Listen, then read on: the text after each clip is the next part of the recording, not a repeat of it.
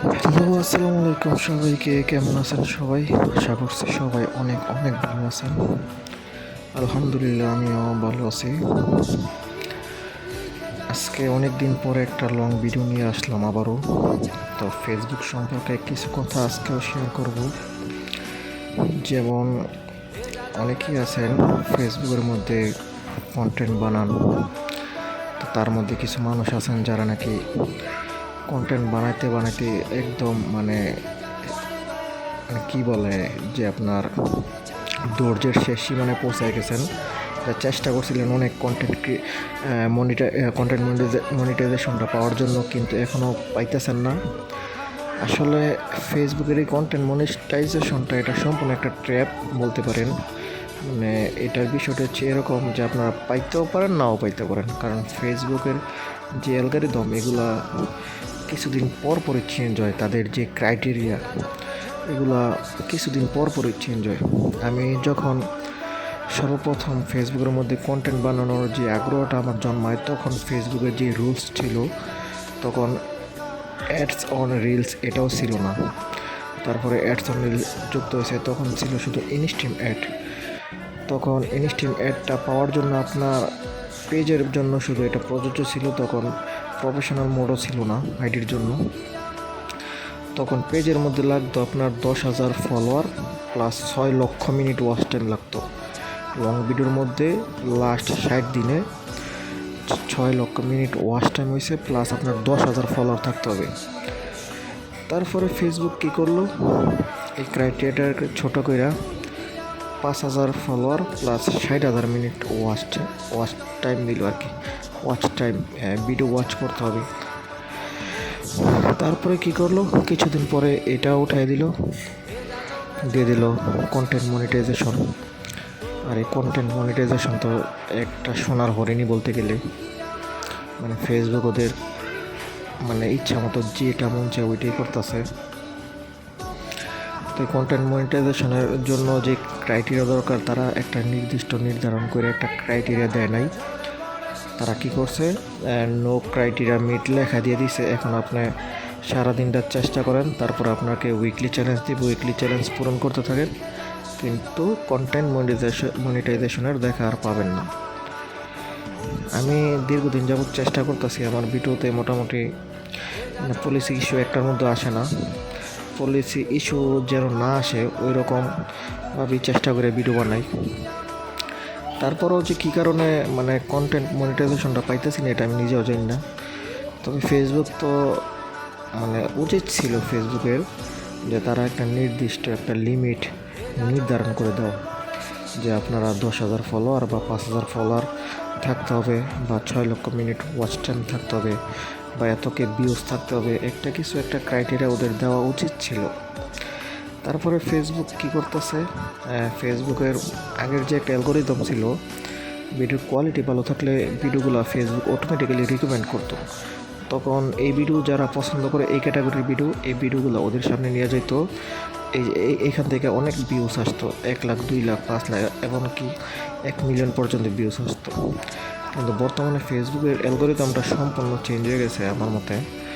কারণ আগের মতো ওইরকমভাবে ভিডিও আর তেমন ভিউস আসে না। তারপরে তা আপনার নতুন ফেসবুক পেজ খুলে যদি আপনি পেজের মধ্যে কাজ করেন, ওই পেজেরও একদম রিচ ডাউন করে দিব।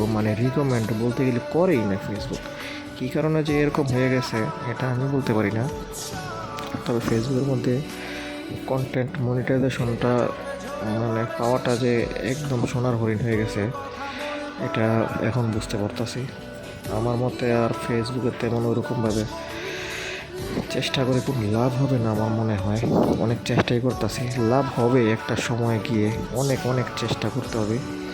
ওইরকম আমাদের মধ্যে তো ওইরকম ধৈর্য শক্তি নাই, কারণ আমরা তো বাঙালি। আমাদের ওইরকম ধৈর্য শক্তি তো নাই, আমরা তো ওইরকমভাবে পারি না। তারপরে আমাদের পার্সোনাল সবারই প্রফেশন আছে, জব আছে। তো সবাই তো ওই জবের পাশাপাশি, প্রফেশনের পাশাপাশি এক্সট্রা কিছু সময় বের করে তারপরে ফেসবুকের মধ্যে এই কন্টেন্টগুলো বানাইতেছে। তারপরে কিছু মানুষ আছে যাদের কন্টেন্ট কোয়ালিটি খুব ভালো হয়, আবার কিছু মানুষ আছে যাদের কন্টেন্ট কোয়ালিটি ভালো হয় না। সবাই চেষ্টা করতেছে, কিন্তু কন্টেন্ট মনিটাইজেশনের দেখাটা আর অনেকে পাইতেছে না। তারপরে তো ফেসবুকের মধ্যে কিছু মানে প্রতারক চক্র বলতেছে যে আমরা কন্টেন্ট মনিটাইজেশন এনে দিতে পারবো, এত টাকা দিতে হবে আমাদেরকে, আগে অগ্রিম পেমেন্ট করতে হবে।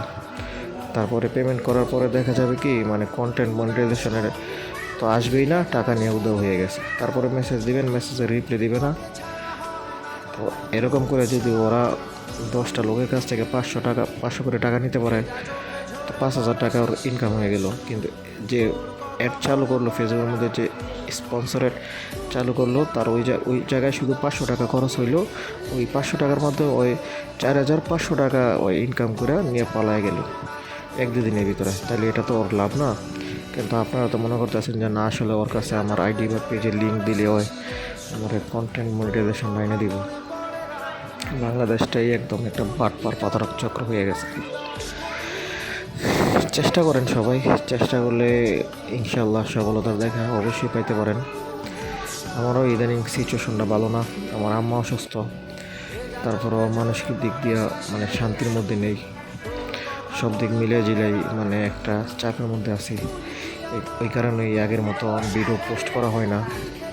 তারপরে কাজের চাপে আছি, সব দিক মিলিয়ে জিলাই আর কি। তবে ভিডিও তো পোস্ট করবো রেগুলার, সমস্যা নেই। আচ্ছা, বলতে ভুলে গেছি, এটা আমাদের এলাকারই রাস্তা। ভিডিওটা যে কবে করছিলাম ওইটা মনে নাই, অনেক দিন আগে করছিলাম। আর ভিডিওর কোয়ালিটিটা দেখলে হয়তো বা বুঝতে পারবেন, ক্যামেরাটার রেজলিউশন তেমন ভালো ছিল না। এটা করছিলাম আমি পোকো X3 দিয়া, অনেক আগে যখন নতুন নতুন শুরু করছিলাম তখন। ওই সময় ভিডিওর কোয়ালিটি তো ভালো ছিল না, ক্যামেরা রেজলিউশন ভালো না, তো কোয়ালিটি তো ভালো হবে না। তারপরও মানে ভিডিওটা আসতে পোস্ট করবো নিয়ত করলাম, যার কারণে গ্যালারি থেকে ঘাটাঘাটি করে এই ভিডিওটা সামনে নিয়ে আসলাম। তারপরে এডিট করে আজকে ফেসবুকের মধ্যে পোস্ট করে দিলাম। তো সবাই কিছু মতামত কমেন্ট করে জানাবেন যে আমার কথাবার্তা কি মানে কোনো ভুল আছে কি না কথার মধ্যে। রাস্তাটা কিন্তু খুব সুন্দর, তাই না? এই রাস্তাটা আমাদের এলাকায় মানে উত্তর কারারসর পড়ছে, বুইয়াবাড়ির দিকে, বুইয়াপাড়া বলে দিকে।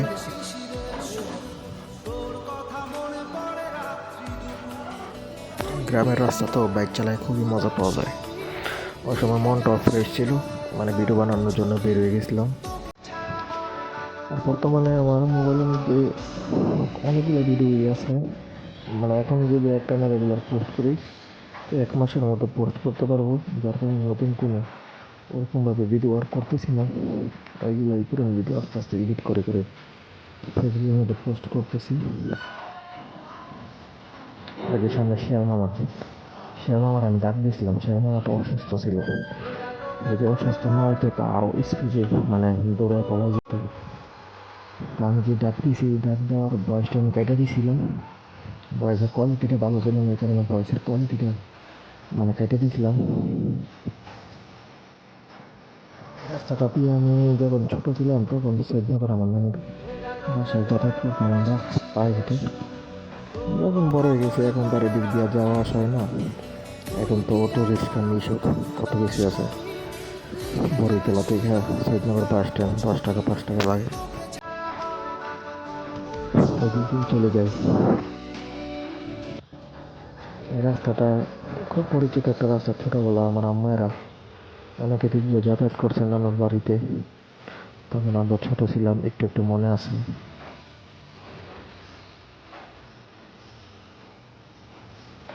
আমাদের স্কুলটা মনে হয় ছুটি দিয়েছিল, এটা বাড়িতে আসছে। ড্রেস দেখে বুঝতে পারছি এটা আমাদের মডেল স্কুলের ড্রেস।